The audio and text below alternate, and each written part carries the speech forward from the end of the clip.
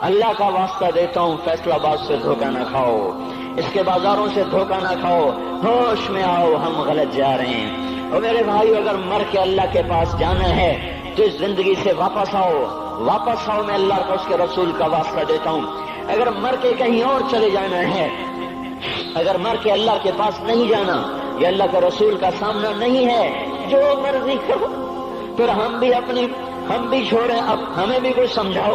ہم کیوں بول بول کے گلے کی ایک ایک رگ میں درد اتار بیٹھے، گھر چھوڑ چھوڑ چھوڑ چھوڑ، سارا وجود ہڈیوں میں درد اتر گیا ہے، تو کچھ ہمیں بھی راستہ بتاؤ کہ یہ راستہ ہے، اس پہ موج میلہ بھی ہوگا، اللہ بھی نہیں ملے گا، آؤ ہم سب پھر ہم بھی مل کر تمہارا ساتھ دیں۔ ہم کیوں ایسے کھاری اٹھائے ہوئے در در کی ٹھوکریں کھاتے پھر رہے ہیں؟ میرے بھائیو، اور اگر ایسا کوئی راستہ نہیں ہے، اور میں بتا رہا ہوں کوئی نہیں ہے، کوئی نہیں ہے، کوئی نہیں ہے، میرے پاس کوئی مضمون نہیں بیان کرنے کو۔ میں یہ نوجوانوں کو دیکھتا ہوں، میرے بندر ٹوٹ جاتے ہیں، میں دیوانہ ہو جاتا ہوں کہ میں ان کے کیسے دلوں میں اتر کر ان کے دلوں کی لگاموں کو اللہ کی طرف پھیر دوں اور اس کے رسول کی طرف پھیر دوں۔ یہ جب گانے بجانے میں ڈوبتے ہیں، جب یہ رقص گاہوں کو چلتے ہیں، جب یہ تاجر غلط تولتے ہیں، اور جب یہ بینک سے قرضے لے کر لمبے لمبے نظام بناتے ہیں، پرائز بانڈ خرید کر دعائیں مانگتے ہیں، اللہ میرا بانڈ نکل آئے۔ او میرا بھائی، تجھے کیا ہو گیا؟ تو جوئے پر دعائیں کر رہا ہے کہ یا اللہ میرا بانڈ نکال دے۔ میں کیسے ہوش میں لاؤں؟ میں تو خود مدہوش ہو چکا ہوں۔ میں تو صدمے جیسے آدمی کو پاگل کر دیتے ہیں، دیوانہ کر دیتے ہیں۔ وہ دیوانگی کی کیفیت ہے کہ کوئی سنتا ہی نہیں، کوئی مانتا ہی نہیں، 4 دن کے تھوڑی دیر کے لیے ہائے ہائے کرتے ہیں، پھر وہی ڈگر، وہی راہیں، وہی غفلت، وہی صبحیں، وہی شامیں۔ کہاں سے کوئی آئے گا؟ کون سی آواز آئے گی؟ کوئی قیامت کے کڑکا کو سننا چاہتے ہو؟ کیا آسمان کے دھماکے سن کے توبہ کرنا چاہتے ہو؟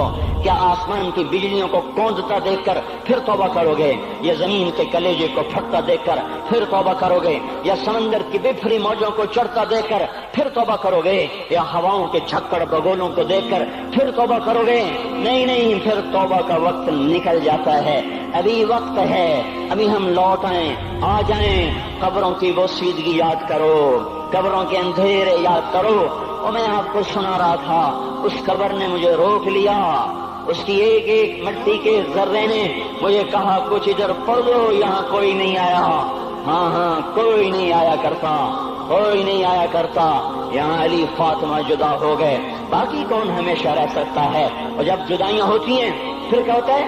كأن لم تكن بيني وبينك خلة ولا حسن ود مرة في التبادل۔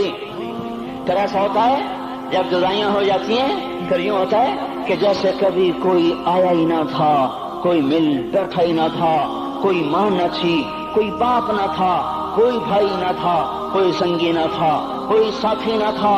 اس طرح انسان بھلا دیتا ہے، اپنے جھمیلوں میں گم ہو کر، ہنسی مذاق میں گم ہو کر۔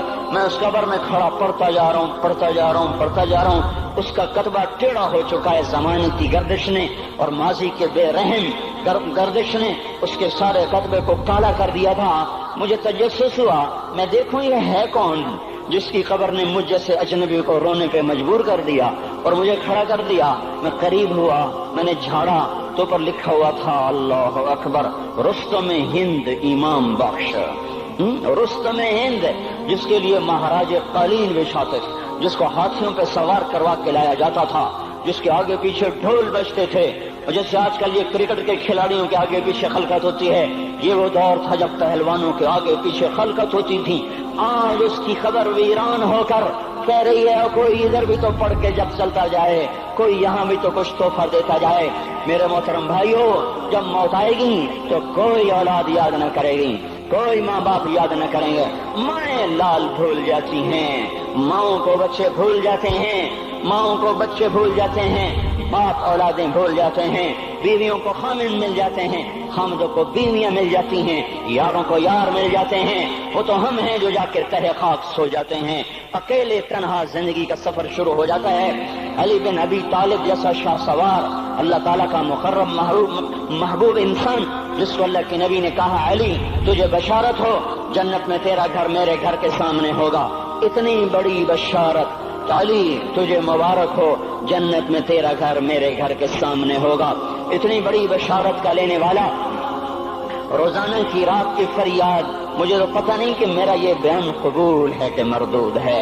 आपको पता नहीं आपकी आमद कबूल है कि मरदूद है। आज 25 रोजे रखते हुए हो गए, कुछ पता नहीं अल्लाह ताला कबूल करेगा या रद्द कर देगा। बड़ी जात है, आज तक जिंदगी में कोई एक अमल भी नजर नहीं आता जिस पर हम दावा कर सकें ये काम तो मेरा अल्लाह को बड़ा पसंद आएगा और मेरी बख्शिश का सामान हो जाएगा। हम फकीर लोग हैं मेरे भाइयों, हमारी मईशत इतनी खराब नहीं हुई जितना हमारा ईमान खराब हो गया है। हमारा फकीर, उसका चूल्हा ठंडा हुआ है, हमें उसका दर्द है, लेकिन उसके चूल्हे ठंडे होने का इतना दर्द नहीं है जितना उसके ईमान की अंगीठियां सर्द हो चुकी हैं, जितना ये दर्द है, क्योंकि ये फकर मालदारों को भी हासिल है। ये फकर पूरी दुनिया पे छा चुका। मालदार भी फकीर हैं, दुकानदार भी फकीर हैं, ताजर जमींदार भी फकीर हैं। आज जो जितना बड़ा दुनियादार है वो ईमान का उतना बड़ा फकीर हो चुका है।